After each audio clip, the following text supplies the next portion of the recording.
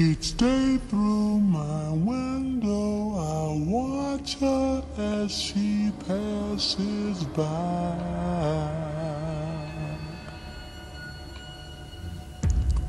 I say to myself, you're such a lucky guy. But it was just my imagination running away with me. It was just my imagination running away with me. Newspaper copy described him as perhaps the most prolific of young women in the history of the nation. The crime that launched him to national attention was in Tallahassee, the campus of Florida State University. Mid-January 1978, the Chi Omega sorority house. In the early morning hours, through a back door, the intruder came in carrying an oak tree limb. Most Chi-Os had come back from their dates and gone to bed. That's where the intruder found Margaret Bowman, asleep. She never woke up. She died in her bed, beaten, strangled. Further down the hall, Lisa Levy was asleep. She too without regaining consciousness. At autopsy, the medical examiner noted, measured, and photographed a double bite mark on her body. Still further down the hall, roommates Karen Chandler and Kathy Kleinert survived their attacks. The mainstream has released a spate of serial documentaries, such as the Jeffrey Dahmer story, but that was a mistake. It just gives us more lies to pick apart. But let's start here with Ted Bundy. As usual, this is just like all the other operations that we can break down by studying mainstream accounts and retaining some common sense, which is apparently no longer common. As we know, most if not all of these events were manufactured by the intelligence agencies, FBI, CIA, etc. Since Bundy's alleged spree started just 5 years after the fake Manson, we should ask why and for what reason. As the story goes, Bundy was allegedly born in Burlington, Vermont, on November 24, 1946. Bundy started life as his mother's secret shame, as his illegitimate birth humiliated her deeply religious parents. To hide the fact he was an illegitimate child, Bundy was raised as the adopted son of his grandparents and was told that his mother was his sister. As they prep for the serial storyline they tell us around the age of 3, he becomes fascinated by knives. As a teenager, a darker side of his character started to emerge. Bundy liked to peer into other people's windows. Nothing of stealing things he wanted from other people. Around 1974, many women in the Seattle area and nearby Oregon went missing. Stories circulated about some of the victims last being seen in the company of a young, dark-haired man known as Ted. He often lured his victims into his car by pretending to be injured and asking for their help. This couldn't be a dream. Later, Bundy confessed to 36 of young women across several states. But let's look closer at Bundy's earlier life. In 1966, Bundy went to the University of Washington to study Chinese. Big red flag. Those who study foreign languages in college, especially Russian and Chinese, are disproportionately recruited by intelligence. In addition, we know he worked on Nelson Rockefeller's presidential campaign in 1968, and of course, Rockefeller was long involved in intelligence. Later, Bundy was a spy for Republican Governor Daniel Evans of Washington in 1972, posing as a college student to shadow Evans' opponent, and amazingly this is admitted on Wikipedia. He was then hired as an assistant to the state Republican Party chairman. Bundy was accepted to law school on the recommendation of Evans.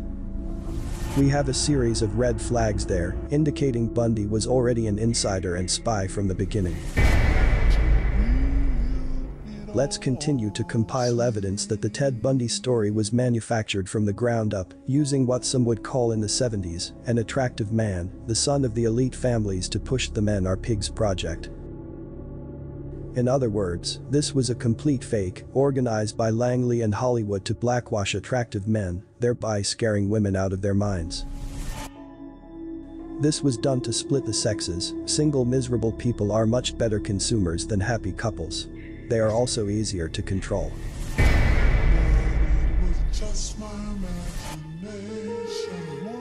Let's go through the alleged and the alleged victims.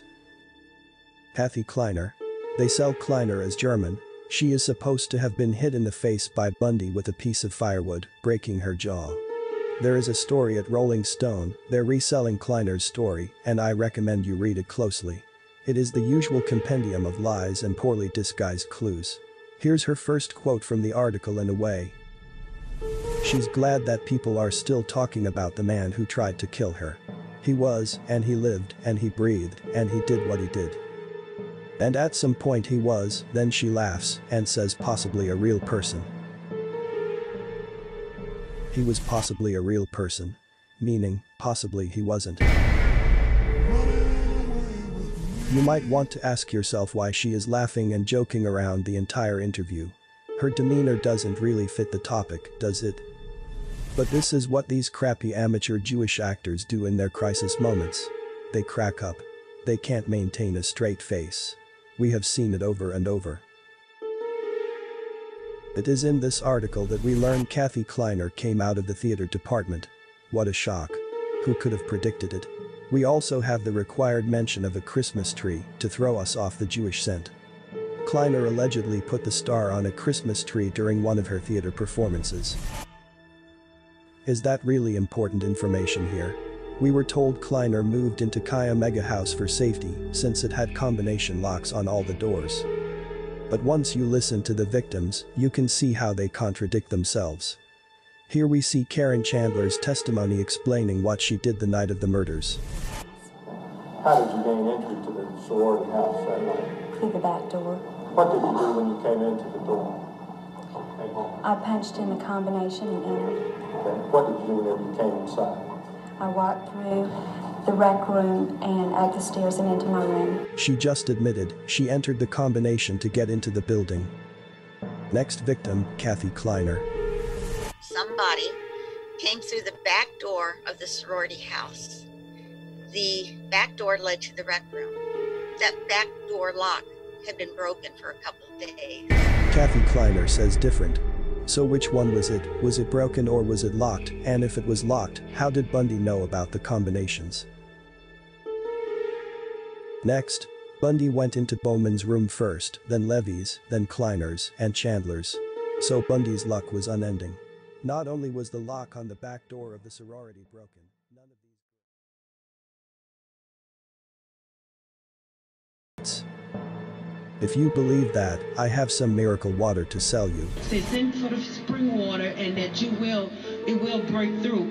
And I tell you, a check came in the mail for 100 G's. I will send you the miracle spring water. I'll send you the instructions. I'll tell you how to use it to see total victory. But just when you think it can't get any worse, it got worse. Kleiner may have been small, but she was fierce. Newspapers would later call her a belligerent survivor. 3 months after the attack, she took a job as a cashier at a lumber yard to overcome her fear of strange men. She was also planning a wedding. Right after the wedding, she took a job as a bank teller, where she was promptly robbed at gunpoint by an attractive male stranger. I will send you the miracle spring water. As I told you from the start, this script was to blackwash attractive men by scaring women, splitting the sexes. This just proves it again.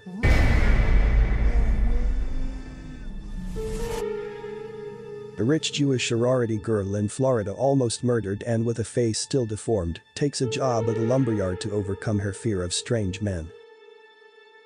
Yeah right, 3 months later she takes a job as a bank teller and gets robbed at gunpoint by an attractive male stranger. Of course she did. But what happened to her college classes? Every night on my knees I pray. You would say she took the semester off for obvious reasons. That makes sense, but if she was going to take time off from classes, why would she feel the need to apply for these new jobs? You would expect her to move home and take it easy for a while. Just my imagination once again. The Ted Bundy Netflix film, released in 2019, veers wildly from selling Ted as a monster on one page to selling him as a sex symbol on another. Running away This takes us to Ted's wiki page, one of the wonders of the world. Please read it for sense. There is none.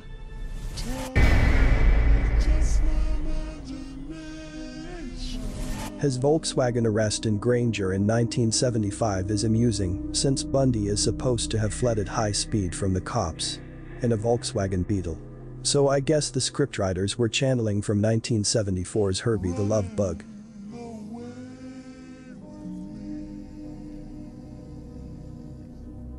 Upon apprehending Bundy, the officer found the passenger seat of the Beetle removed and in the back seat. He found a ski mask, a second mask made from panties, a crowbar, handcuffs, trash bags, a coil of rope, an ice pick, and other items initially assumed to be burglary tools. You may want to remind yourself that Bundy was not a dummy. He graduated University of Washington with honors and went to University of Puget Sound Law School and University of Utah Law School. So you might want to ask yourself why this guy would be driving around in the incriminating evidence car. He had everything but an arrest me, I'm a bumper sticker. What does Wiki say about his Pitkin escapes? Despite being known to be extremely dangerous, Bundy was allowed by the judge to act as his own attorney and was excused from wearing any restraints. Not only that, but he was allowed during recess to go to the courthouse's law library alone to research his case.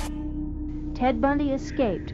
During a break in a court hearing, he leaped from the second-story window. I say to myself, you're such a He jumped from a second-story window and escaped. I ask you, is that believable at all? I will send you the miracle spring water. If you think it is, you may want to remember several things.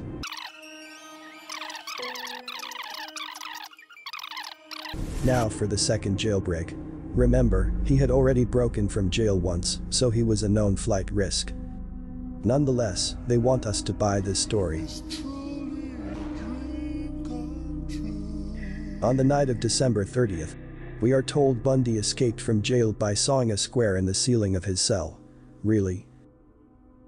With most of the jail staff on Christmas break, Bundy piled books and files in his bed, covered them with a blanket to simulate his sleeping body. And I guess he was able to saw a hole in the ceiling of his cell without making any noise. On New Year's Eve 1977, Bundy, starved down to less than 140 pounds, slipped through a hole in the ceiling of his cell and was free again.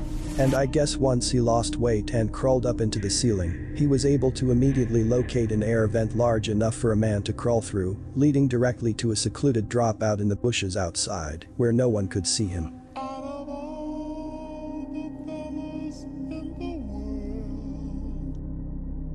He broke through the ceiling into the apartment of the chief jailer, who was out for the evening with his wife. These nutcase writers at Langley thought the people of the 70s were all stupid, and they still think we all are. Next, we are told Bundy hitched a ride to Denver, where he caught a flight to Chicago. Yeah, because the first thing the police in Aspen would do is not call the airport in Denver, alerting them to arrest Bundy on sight. Or are we supposed to believe Bundy sawed a hole in the bottom of the plane and snuck on board, riding with the luggage? but it was just my imagination. Next, Bundy went to Florida, where he arrived in Tallahassee on January 8. Let's see, that's 1/8, which would be Kai.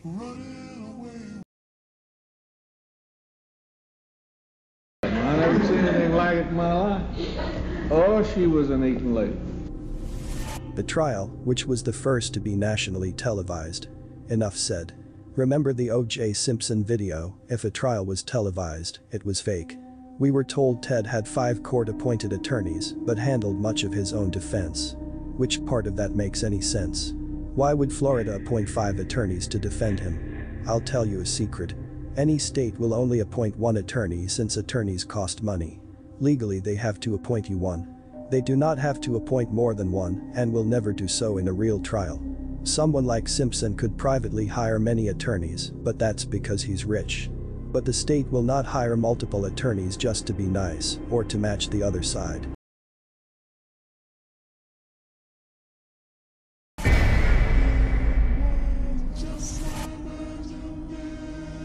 The Florida trials were also jokes, as you can see by watching the films.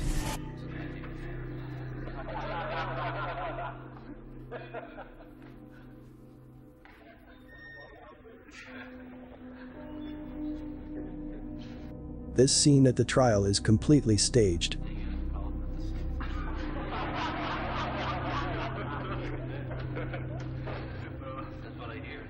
We also know this alleged victim is reading her lines. Pay attention to her eyes and how she's speaking.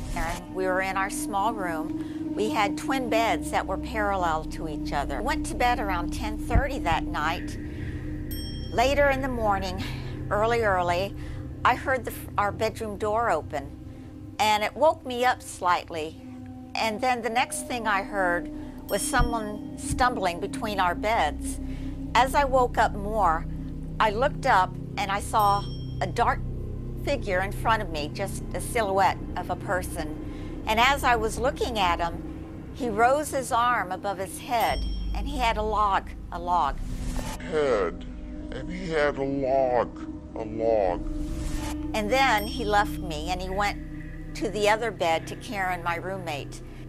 And he struck me again with the piece of wood that he brought in. Now my face was really hurting, and he cut it and shattered my cheek so that the skin flipped back toward my ear. Kathy. I then remember nothing. Right. For a while. If you were in a near-death experience such as hers, you would never have to read your lines.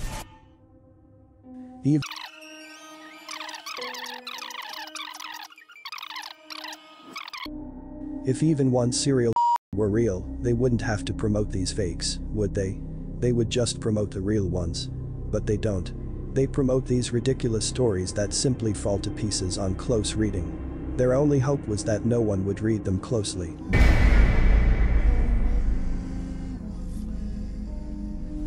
Ted, the serial supposedly married Carol Ann Boone Bundy and supposedly fathered a child while on death row. That is impossible. What death row inmate is allowed conjugal rights?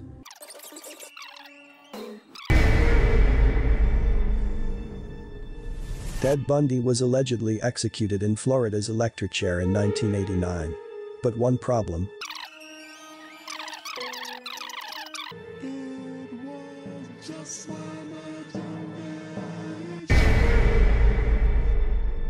As for Ted's birth and life as a child, it all looks like a rewrite and whitewash.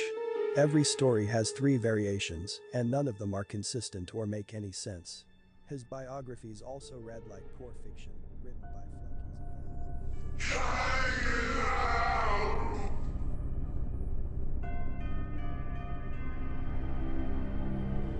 Down the street, the same old thing.